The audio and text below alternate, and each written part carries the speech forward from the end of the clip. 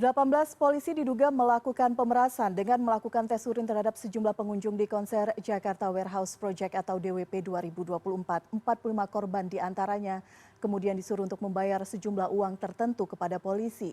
Kerugian akibat kasus ini mencapai 2,5 miliar rupiah dan untuk mengulasnya sudah bergabung anggota Kompolnas Yusuf Warsim dan mantan Kabareskrim Susno Duaji. Pak Yusuf, Pak Susno, selamat sore.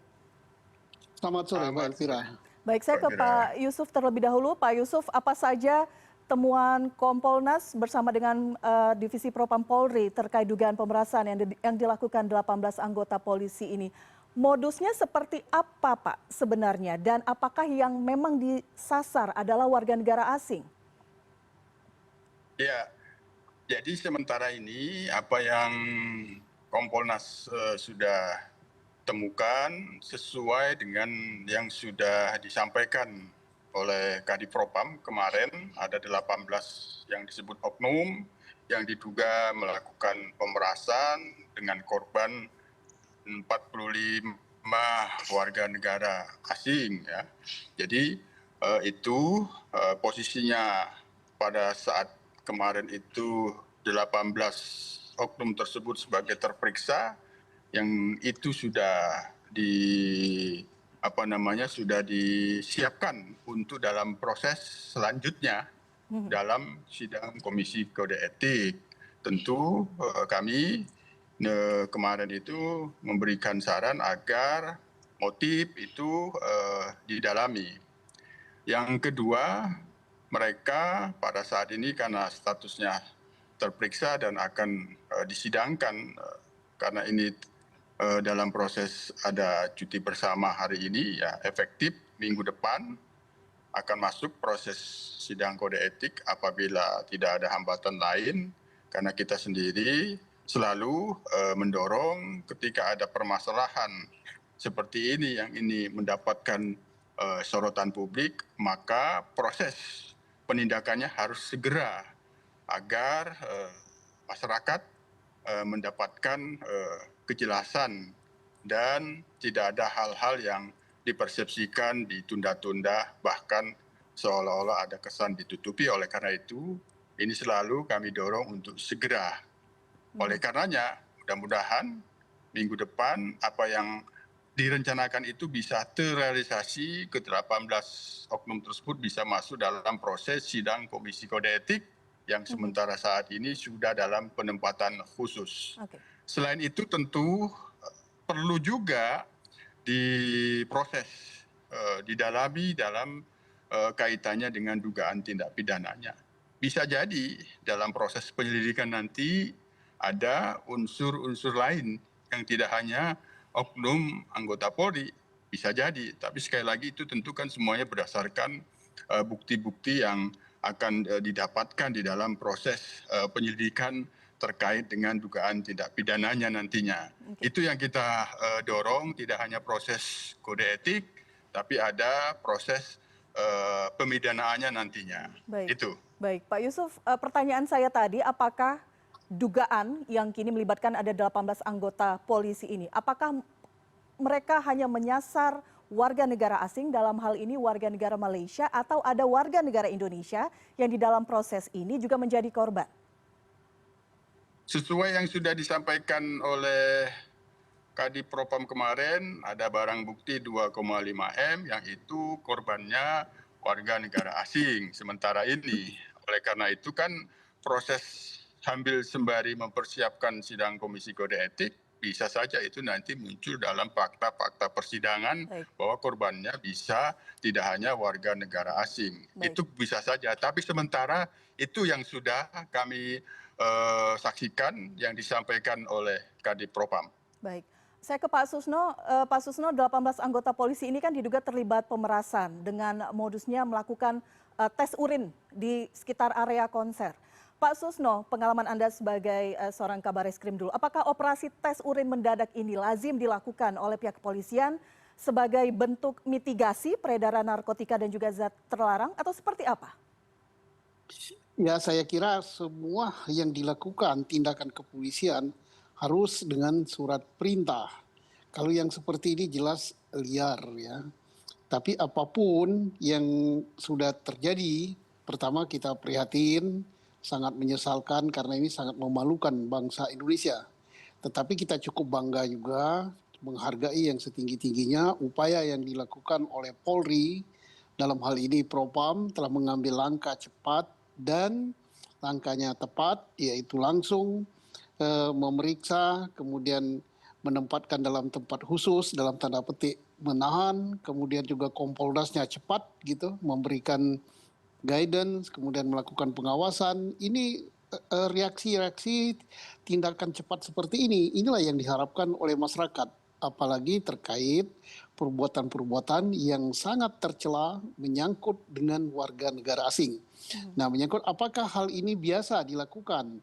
Saya kira tidak biasa, hal yang aneh dalam suatu kegiatan pertunjukan gitu kok mengadakan hal-hal seperti ini. Ini tidak biasa. Justru yang tidak biasa seperti ini harus didalami oleh pihak kepolisian. Apakah mereka itu baru sekali ini atau pernah ada hal-hal lain baik dilakukan terhadap warga negara Indonesia maupun terhadap warga negara asing untuk kegiatan-kegiatan keramaian serupa. Nah, saya sangat setuju dengan Pak Yusuf tadi bahwa Polri telah mengambil langkah untuk sidang Komisi Kode Etik secepatnya minggu depan, dan mudah-mudahan sidang Komisi Kode Etik ini saya berharap ini dipecat gitu, diberhentikan dengan tidak hormat. Dan tadi Pak Yusuf mengatakan bahwa akan dilakukan tidak tertutup kemungkinan tindak pidana. Saya katakan ini sangat untuk tindak pidananya, karena apa? Jelas ini minimal mereka telah melakukan pemerasan ya. Pemerasan. Jadi pidana dengan kode etik berjalan serentak, jadi fungsi penyidikan pidana berjalan, untuk penyelidikan dan penyidikan kode etik berjalan, dan juga agar tidak terlalu memalukan Indonesia, sedapat mungkin diungkap berapa kerugian yang sebenarnya, karena beredar di luar kan sampai sekian puluh miliar. Tadi dikatakan 2,5 miliar, tapi harus dapat dibuktikan bahwa tadi dengan bukti forensik atau bukti apa betul kerugian hanya segitu. Syukur kalau semua kerugian itu bisa ditemukan duitnya dan bisa kembali kepada pemiliknya. Ini akan menambah penghargaan bangsa asing, yaitu negara asing terhadap Indonesia, bahwa Indonesia serius mengatasi hal seperti ini, dan hal seperti ini adalah sangat tercela untuk Indonesia, bukanlah sesuatu yang biasa yang dilakukan oleh kepolisian negara kita. Ya. Oke, baik.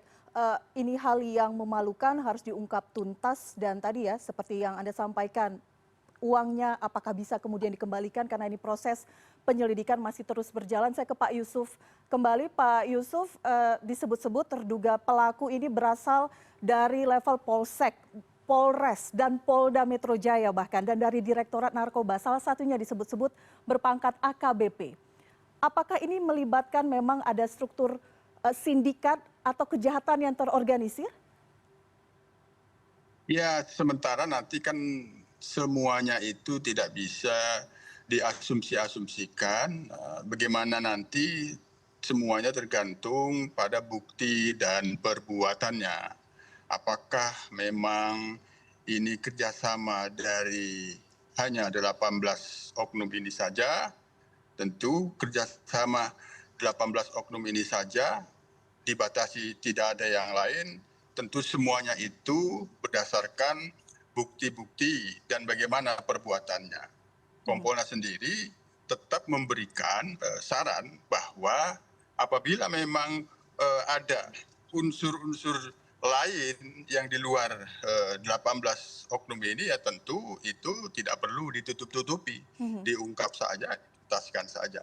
Oleh karenanya, kalau dalam pemeriksaan sidang Komisi Kode Etik ini kan terbatas bagaimana menindak oknum anggota kepolisian ini, tidak bisa menindak adanya unsur lain yang bukan unsur kepolisian.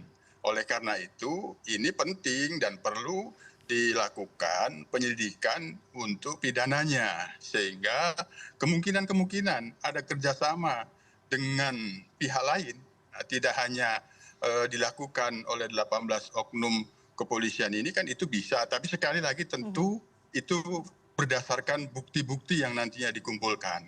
Hanya karena ini tadi sudah disebut mencoreng nama besar, nama baik bangsa dan negara, maka segera diproses, dan apabila ini kaitannya dengan nama baik bangsa dan negara, ini sudah perbuatan berat karena ini cukup memalukan kebangsaan dan kenegaraan kita, maka wajar saja apabila dipandang ke-18 oknum ini tidak layak lagi menyandang sebagai anggota kepolisian, karena tidak hanya sekedar menjaga reputasi dan kredibilitas institusi, tapi mencoreng nama baik bangsa dan negara. Itu yang paling penting. Oke, itu yang kita highlight. Pak Susno, pertanyaan yang sama, apakah menurut Anda ini kejahatan terorganisir melibatkan perwira polisi dari berbagai tingkat jabatan? Untuk case yang ini ya, case yang terjadi yang sedang diproses, iya. Karena kan dia dari Polsek, dari Polres, dan dari Polda.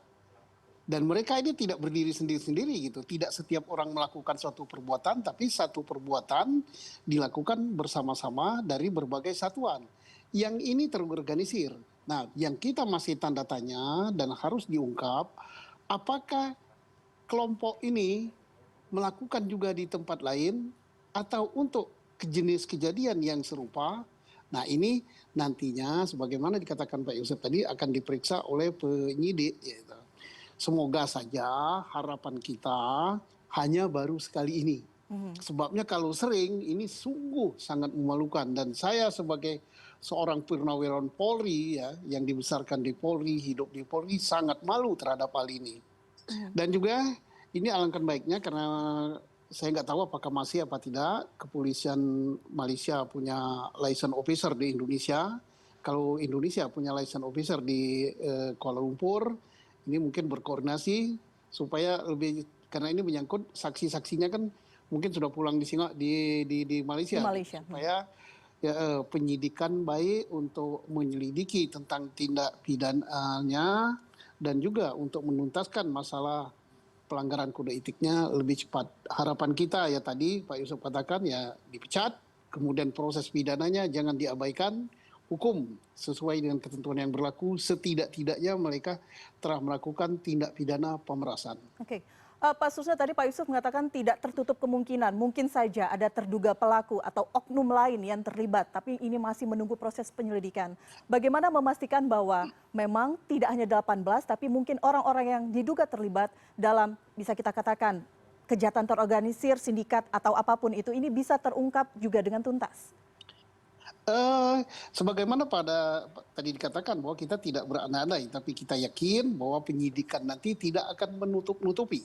Justru akan berupaya untuk mengungkap, mungkin kalau ada borok yang lain yang terlibat untuk ditindak gitu, tidak akan dilindungi. Percayalah bahwa melihat tindakan nyata yang dilakukan oleh Mabes Polri dan tindakan nyata yang dilakukan oleh Kompolnas melakukan mengawal kasus ini, bahwa ini akan diungkap sejelas-jelasnya.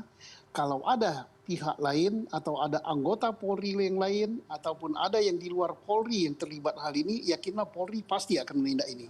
Sebagaimana dikatakan tadi, bukan hanya memalukan Polri, tapi telah memalukan negara dan bangsa Indonesia di fora internasional. Baik, terakhir ke Pak Yusuf. Pak Yusuf, bagaimana memastikan jika kemudian ada korban-korban lainnya di luar sana yang belum melaporkan kasus ini, berani kemudian untuk speak up, melaporkan kepada pihak kepolisian? Ya tentu kita mendorong Polri tetap terbuka.